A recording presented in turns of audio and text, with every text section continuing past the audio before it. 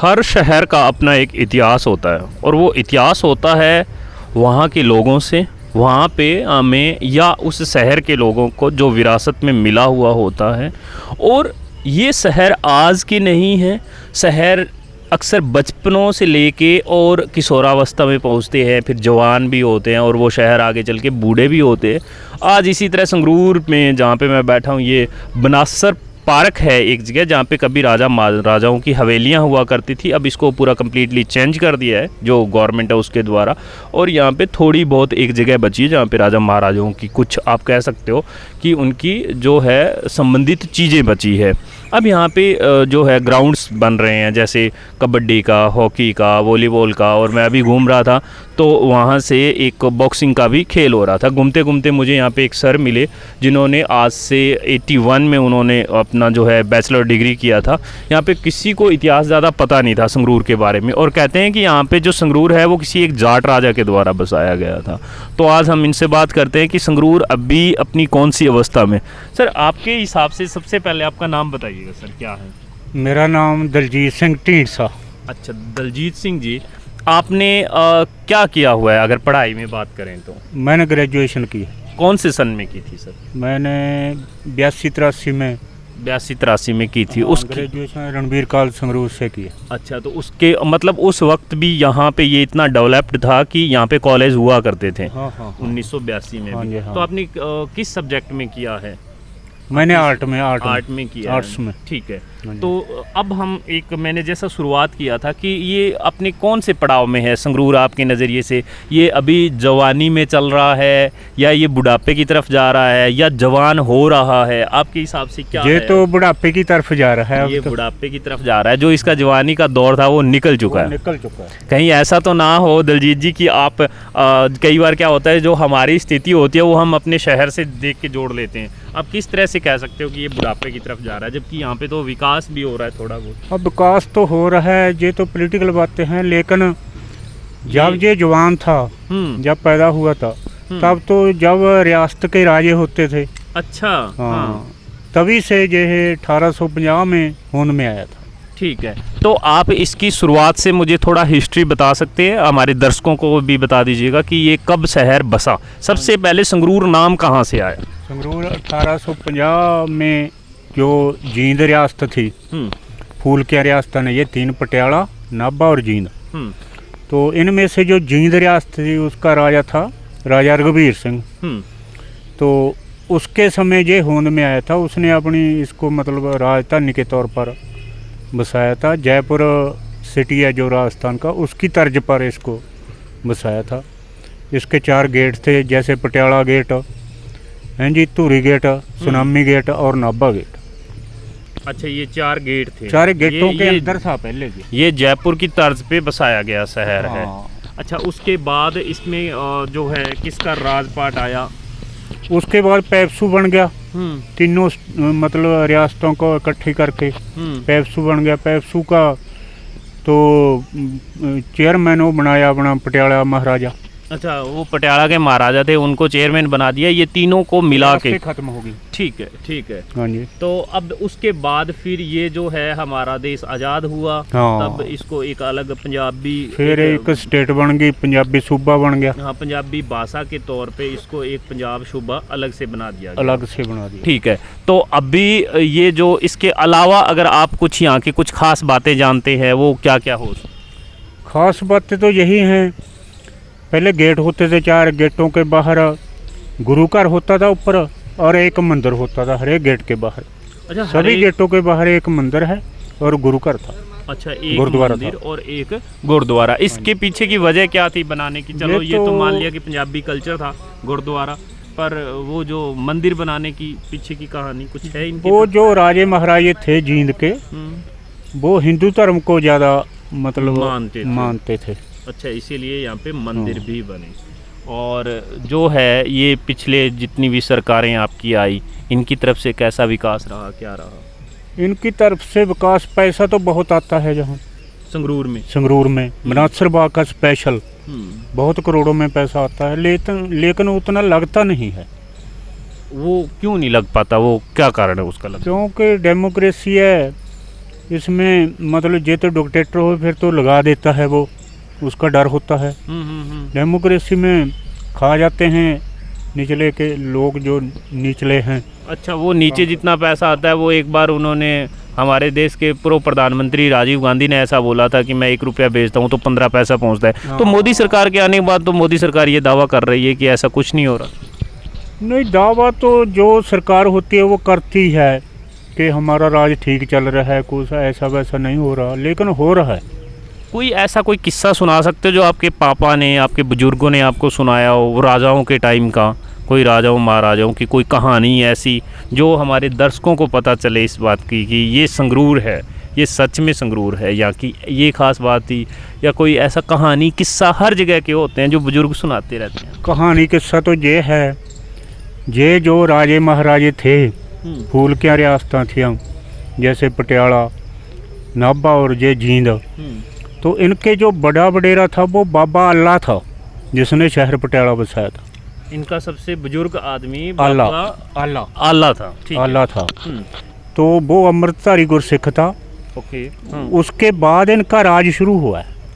उसके बाद यहाँ पे इनका राज शुरू हुआ है पटियाला घराना का। हाँ, पहले बाबा अल्लाह था, फिर उसका बेटा था सरदूल सिंह, उसका बेटा था अमर सिंह, उसका बेटा था करम सिंह, उसका बेटा था महेंद्र सिंह, फिर राजेंद्र सिंह, अच्छा, फिर भुपिंदर सिंह, अच्छा, भुपिंदर सिंह का बेटा था, उसका नाम बिसर गया, जो अमरिंदर का फादर था उसका नाम क्या था? नहीं, मुझे इसके अच्छा, यादविंदर का, फिर ये अमरिंदर। अच्छा, ये अमरिंदर सिंह, जो कैप्टन अमरिंदर सिंह है, ये राजघराने से है, बाबे आले की कुल में से हैं ये। अच्छा, बाबा आले के मतलब जो बाबा आला गुरसिख था, अमृत, हाँ, अमृत छका हुआ। अच्छा, उन्होंने छका हुआ था। मैं आपको बता दूं, जो लोग पंजाब से नहीं है, अमृतधारी सिख का मतलब होता है कि जो गोल्डन टेम्पल, गुरु घर में जाके जो अपना जो 5 इनके नियम होते हैं उनकी अगर कोई पालना करे तो वो, जैसे आप कच्छा, करपाण, कड़ा, केश, कंगा, ये 5 चीज़ें होती है जो इनकी रखते हैं और सुबह नित्यनेम करते हैं और अपने गुरु के लिए जो वाणी है इनका, गुरु ग्रंथ साहिब, उसको मानते हैं, उसको अमृतधारी सिख कहते हैं। रखने को तो पगड़ी और जो ये दाढ़ी जो इनकी होती है, केश जो होते हैं, रखते हैं बहुत लोग, पर अमृतधारी सिख नहीं कह सकते। सिख भी मतलब अमृतधारी भी होते हैं और दूसरे सिख होते हैं। अच्छा, वो कौन से होते हैं? वो सहजदारी सिख होते हैं। सहजदारी, हाँ, ठीक है। अच्छा, सिखों में भी कुछ आप कुछ इंटरेस्टेड बात बता सकते हो क्या है? मतलब सिख कम्युनिटी कितने पंथों में अलग अलग बटी हुई है? जैसे एक पंथ पिछले दिनों निकल के आया, हालांकि अब तो जेल में बैठे हैं, वो राम रहीम जो था, तो उसने भी अपना एक अलग ही पंथ इंसा करके चला दिया था। तो इस तरह से जो मेन पंथ है वो तो आपका गुरु ग्रंथ साहिब से ही, जो उनके हैं आपके गुरु मानते हो। जो गुरु ग्रंथ साहिब को गुरु मानता है, वो सिख है। वो सिख है, बाकी नहीं यार। नहीं, बाकी का धर्म अलग है। अच्छा, वो धर्म अलग वो है। परमात्मा को अलग स्वरूप से मानते हैं। अच्छा, आपका हम कहें कि जाति व्यवस्था जो है सिखों में, जैसे जट सिख अलग होते हैं और रामगढ़िया अलग होते हैं और इसी तरह भी अलग होते हैं, तो आप इनकी जाति व्यवस्था समझा सकते हो थोड़ा, सिखों की क्या है, कैसे है? जाति व्यवस्था तो वैसे तो सिख की कोई जात नहीं होती, फिर भी इनको बांटा गया। जैसे 3-4 जातें तो मैंने ही बता दी आपको, जैसे जट सिख हुए, फिर उसके बाद रामगढ़िया हो गए, फिर उसके बाद मैंने आपको बताया कि रामगढ़िया के माजवी सिख हो गए, रामदासी सिख हो गए, जहाँ दर्जी सिख भी हैं, जो मिस्त्री का काम करते हैं, तरखान, हमारे जटकू भाषा में दखान कह देते हैं। ये क्यों बंटे आखिरकार? अगर हम कहें पीछे हम जाएं अगर थोड़ा सा इतिहास में, तो गुरु गोविंद सिंह जी ने, गुरु नानक देव जी ने, उन्होंने तो सिर्फ एक कम्युनिटी डेवलप की थी, उन्होंने तो एक ही कम्युनिटी पे जोर दिया था कि हम सिख हैं। पर सिख के बाद भी इतने सारे सिख कैसे हो गए? उनके होने से पहले ही जात पात थी और वो ही वैसी चली आ रही है। वो जात पात का जिसने अमृत छक लिया तो वो उस जात पात का सिख कहलाने लगा। अच्छा, ये खेल हुआ सारा, हाँ, ठीक है। लेकिन एक बात से मैं प्रभावित तो बहुत हुआ कि गुरु गोविंद सिंह जी महाराज ने एक ग्रंथ उनका है 10वां ग्रंथ, उसमें उन्होंने 24 अवतार लिखे हैं। 24 अवतार 24 अवतार में से एक अवतार मनु अवतार लिखा है उन्होंने। मन्नू अवतार। मन्नू जिसने जात पात बनाई है, मेरा कहने का मतलब ये है। अच्छा, आप मनुस्मृति की बात कर रहे हैं, हाँ। जो एक किताब लिखी उसको गई। गुरु गोविंद सिंह जी महाराज ने अवतार लिखे, 24 अवतार में से 24 अवतार में से एक अवतार एक उसको भी अवतार माना मन्नू गया है। अवतार। हाँ, जबकि जी। जो लोग मनुस्मृति को मानते हैं वो भी सुन लो, और जो नहीं मानते हैं, मनुस्मृति की खिलाफत करते हैं, हाँ। वो भी मान लो, सुन लो। आप सब लोगों से एक गुजारिश है कि मनुस्मृति, जो मन्नू गुरु ऋषि थे मन्नू, उनको बाबा नानक देव जी ने, गुरु गोविंद सिंह जी ने 24 अवतार माने गए थे, उनमें से किसी एक अवतार में उन्होंने उनको काउंट किया है। हाँ। तो इसका मतलब कहीं न कहीं गुरु गोविंद सिंह जी भी कहीं न कहीं जाति व्यवस्था के हक में हुआ करते थे, और वो उस तरह से चली आ रही है आज भी। हमारे अगर आप आसपास देखते हैं तो बहुत सारी तरह की है। अगर आप पंजाब सूबे से नहीं हैं या पंजाब सूबे के बारे में नहीं जानते हैं, तो आपको, अगर आप बाहर रहते हैं तो आपके लिए एक सिख हमेशा सिख रहेगा, पर जैसे ही आप यहाँ पे आते हैं तो जातीय व्यवस्था तो यहाँ पर भी है। सर, इसके अलावा कुछ संगरूर की कोई और ख़ास बात? संगरूर की और कोई ख़ास बात तो जैसे यहाँ पे एक ननकाना साहिब एक गुरुद्वारा है। गुरुद्वारा है। इसको गुरुद्वारों का शहर क्यों कहा जाता है? इतने गुरुद्वारे हैं क्या यहाँ पे? हाँ, जहाँ ननकाना साहिब गुरुद्वारा, वो बहुत ऐतिहासिक गुरुद्वारा है। अच्छा, उसका क्या इतिहास है सर? जब पहले पातशाह गुरु नानक देव साहब हुए, तो एक ग्रंथ है, उसको भाई बाले वाली साखी बोलते हैं। भाई बाले वाली साखी इसलिए बोलते हैं कि भाई बाले ने जो गुरु नानक देव के साथ था, उसने जो आंखों देखी है, जो कानों से सुनी है बातें गुरु नानक देव साहब की, वो साखियाँ लिखी हुई हैं। उस ग्रंथ को भाई बाले वाली साखी बोलते हैं। तो उसमें लिखा हुआ है, ये जो गुरुद्वारा है नानकेड़ा साहब, जहाँ पर गुरु नानक देव साहब ने और बाला और मर्दाना तीनों कलयुग के साथ बातचीत हुई थी। अच्छा, कलयुग के साथ जो है, जब उसने यहाँ पे हमारे सतयुग त्रेता के बाद जब उसने दाखिल किया, हाँ। तब उनसे जहाँ कलयुग से बातचीत हुई थी। अच्छा, वो कोई वो किस्सा इतिहास बता की जगह सकते हैं है। आप? क्या बातचीत वो हुई, इतिहास कुछ की जगह लिखा है। हुआ कहीं मिला है, ऐसा प्रमाण है? तो जैसे पढ़ते हैं या सुनते हैं कथा कहानियाँ, उसमें यही आता है कि कलयुग ने पहले तो जैसे मींह बरसाया, रोड़े बरसाए, फिर अग्नि लग के आ जा करे, लेकिन उनकी लिमिट के आके ख़त्म हो जा करे। तो फिर गुरु नानक देव साहब ने पूछा कि भाई तू कौन है, कौन बला है तू? तो फिर कलयुग प्रगट हुआ। अच्छा। हाँ, उसका बहुत बड़ा स्वरूप था, काला शरीर था, उसके बहुत बड़े कान थे। तो उसने बात की गुरु नानक देव के साथ कि मैं कलयुग हूँ। तो उन्होंने पूछा कि तो फिर तैने ये स्वरूप क्यों धारण किया है? तो उसने जवाब दिया कि जब त्रेते युग में राजा जनक था, वो मतलब नरकों के कुंडों के पास लंघा, तो पापी है करते थे, तो उसने छुड़वा दिए राजे जनक ने। तो उसके बाद नरकों के जो कुंड थे वो खाली हो गए, जैसे कथा कहानी है मैं बोल रहा हूँ। हाँ हाँ हाँ हाँ। तो जब खाली हो गए, हाँ। तो फिर धर्मराज ने पूछा कि भाई नरक के कुंड तो खाली हो गए, कौन इसको भरेगा? तो उसने आवाज दी, कोई खड़ा नहीं हुआ। कलयुग बोल रहा है गुरु नानक साहब को ये बात। तो दूसरी आवाज़ दी, जब तीसरी आवाज़ दी, कलयुग कहना मैं सोचा भी कोई खड़ा नहीं हो रहा, फिर कहना मैं खड़ा हो गया भी महाराज, मैं ये नरकों के कुंड जो हैं उसको भरूंगा, मैं भरूंगा। ये मेरी ड्यूटी है गुरु नानक साहब से बातचीत में। कलयुग में ये मानना था। अच्छा, ये उसने माना था कलयुग ने। हाँ, ये और उसी तर्ज पे फिर ये गुरुद्वारा, वो अल्फ नंगा था और एक हाथ में जीभ थी, एक हाथ में उसके कुछ ऐसा था जो मैं बता नहीं सकता। ठीक है। तो उसने बताया कि ये दो जो स्वाद हैं लोगों को, ये रह जाएंगे और मैं सब ही खत्म कर दूं, भक्ति वगैरह, परमात्मा का नाम।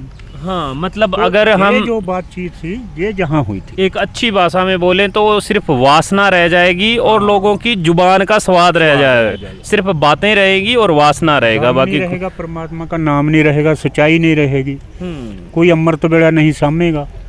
उस पर कंबली लई हुई थी, तो उसने पूछा ये कंबली क्यों ली है? कहना ये आलस की कंबली है, लोगों को मैं आलसी बना दूं उनका। ठीक है। कोई अमृत वेले उठकर परमात्मा का नाम नहीं जपेगा, स्नान नहीं करेगा, नित्य नेम जो है वो कोई नहीं करेगा, कोई नहीं आगे करेगा। चल के ये गुरु नानक देव जी को कलयुग ने कहा। उसके बाद वो गुरुद्वारा बना। फिर उसके बाद 6वें गुरु साहब आए। पहले कोई साहब आए, कोई साहब गाँव आए जहाँ। अच्छा। उसके बाद फिर जहाँ आए जो वहाँ वो बना है करीर, करीर के साथ उन्होंने घोड़ा बनना।